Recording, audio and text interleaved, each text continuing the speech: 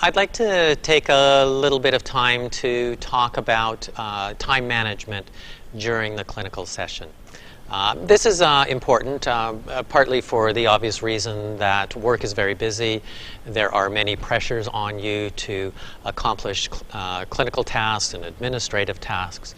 And so being able to sort of manage your time in the clinical session, I think, is very important. Managing your time is also important from the perspective of building the relationship with your client. You want your clients to believe that they can rely on you, that they can count on you.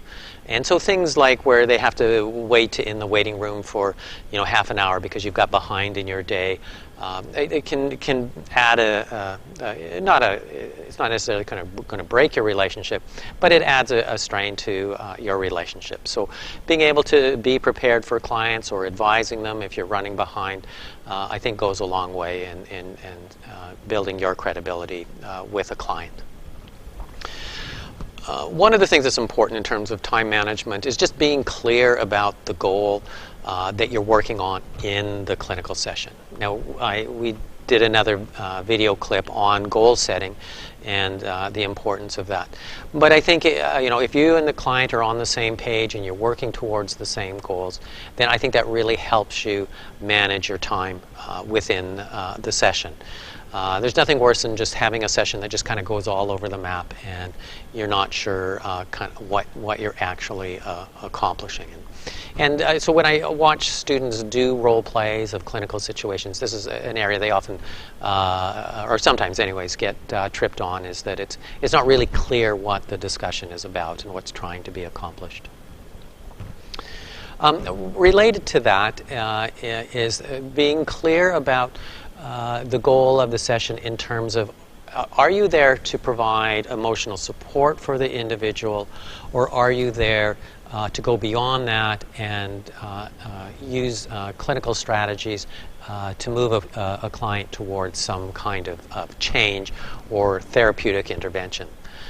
There's lots to be said for just that, emotional support for an individual, to allow them for catharsis, allow them to express their feelings, and that really helps people sort out where they want to go in their situation. But other times, more is expected of us as clinicians in terms of moving a client towards some kind of change, reducing their substance use, solving a problem, addressing a family issue, whatever the issue may be. The clinician may want to be more active in terms of an intervention strategy. And so being clear in your head what you're doing in that regard is important. I think tied into that as well is being able to move the session beyond the relationship towards an intervention. There's a lot of emphasis in your training in building relationships with clients. We know that in terms of clinical outcome, this is one of the most important variables, that kind of trust relationship between the clinician and the client. But we also need to be able to move beyond the relationship.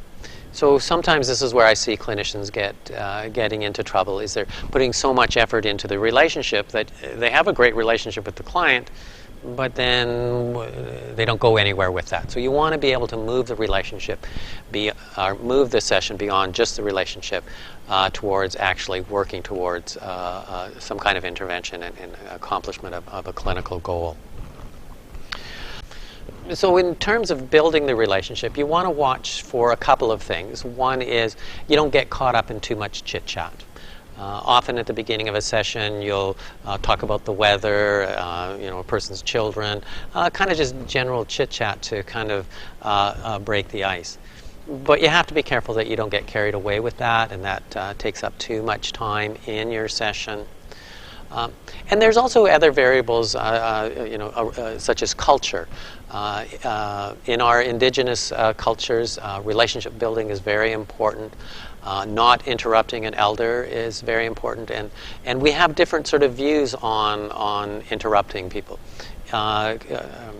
In your textbook, And in this course, Judith Beck encourages clinicians to develop the skill of being able to interrupt a client to keep it on track. But of course, the caveat with that is sometimes there's sort of cultural variables that will you'll need to sort of modify in terms of being respectful of that. Age is sometimes an issue as well. If you're working with youth, sometimes it's important to spend more time in the relationship building to help build the trust. Sometimes that's true with seniors as well. So lots of sort of variables that go in there, but ultimately you want to be able to move the discussion beyond the relationship towards some kind of a change if you're taking a treatment tack on that.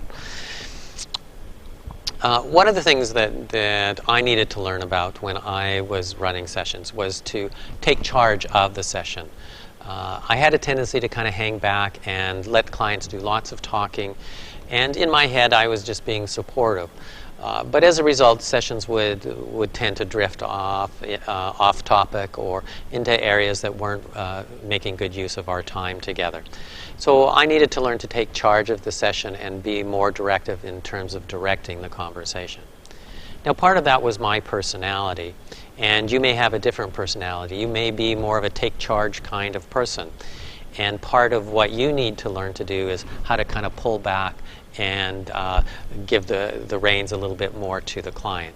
So we're kind of looking for that balancing point between not being too directive, but at the same time not just kind of following whatever's happened, but kind of being that collaborative guide in the session.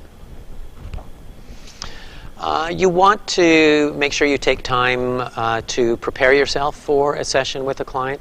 It's very frustrating for clients to be talking to a clinician who hasn't already read the reports about them. A client may have talked to other people, and those other people have written up extensive reports. And if the client feels like you haven't taken the time to read those reports, then they start to feel like their efforts aren't being appreciated. There's nothing worse also meeting with a client for your second session and you forget everything. You forget what you were talking about in the first session.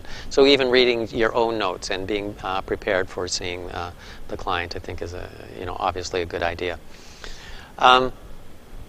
You also want to take time for documentation. Build your work schedule so that you have time to document. And we could do a whole other video clip on the importance of documentation, but I think it is important to kind of build into your practice, both in terms of accountability, but also so that you keep track of your own thinking about where you're going with a client and what has happened with a client. Some clinicians like to do their notes right after a session. Other clinicians, do it at the end of the day or maybe in the next day or two. It is important to get them done fairly quickly while they're fresh in your mind, but sometimes it's important to have a little bit of reflection time in there so that you can think about where you're going and what you're doing with a client. I like what one colleague of mine used to say. She would say that doing her notes was like washing her hands. It was almost sort of a kind of a ritual of thinking about the client, documenting the client, but then also kind of letting go of that clinical situation and being able to move on to the next thing that was going to be on your agenda, or letting go of your workday, doing all your progress notes at the end of the day, washing your hands, and then you leave work and then go on with the other parts of your life. And so, I think sometimes note-taking has a bit of a ritual function to it as well. You want to avoid having long, extended sessions. The traditional sessions are often 50 minutes with time for doing your notes before the next client or preparing for the next client. Conversations have a natural flow, and sometimes it's hard to fit everything into those 50 minutes. Sometimes you really get caught up in a conversation, and then it goes an hour and a half, and then 2 hours. But you really want to avoid that type of sessions. I mean, it might be appropriate in a case-by-case situation, but generally you want to avoid these carry-on, long kinds of conversation. people have done research and kind of meta-analysis around length of sessions, frequency of sessions, and what the sort of research wisdom that comes is that having longer sessions doesn't tend to improve your outcome. So keeping to a traditional 50-minute, 1-hour session, makes sense. There is some research, however, that says having the sessions more frequently does improve outcome. The tradition is to have sessions once a week, but there's some evidence that having sessions twice a week will improve your outcome. So if you're going to have 10 sessions with a client, for example, if you have those 10 sessions in 5 weeks, your outcome may actually be better than having your 10 sessions over 10 weeks. If you extend sessions, and so start having sessions every 2 weeks or every 3 weeks, then sometimes your outcomes can go down.